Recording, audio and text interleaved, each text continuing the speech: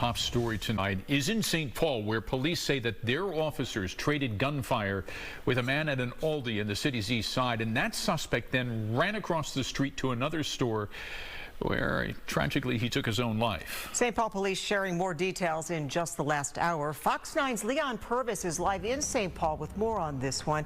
And Leon, a really complex case, lots of different locations here. Walk us through what we know so far.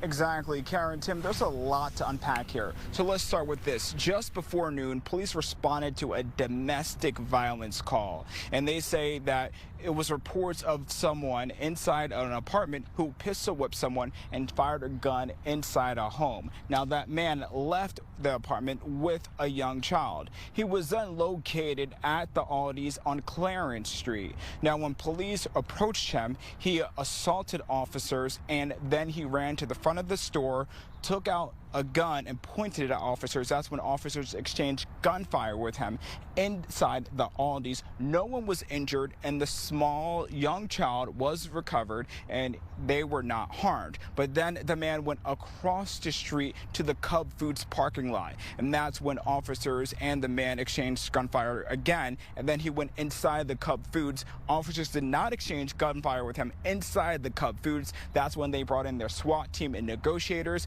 and police say within 10 minutes, he unfortunately took his own life with a self-inflicted gunshot wound. Here's Mayor Carter earlier today.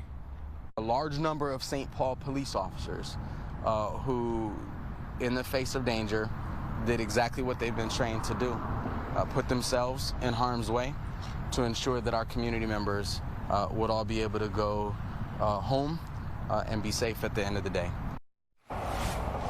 The chief does not know how many gunshots officers fired. They are on administrative leave. That's part of the investigation. The BCA will be taking over the investigation, and we're also told by St. Paul police that they will release body cam footage next week.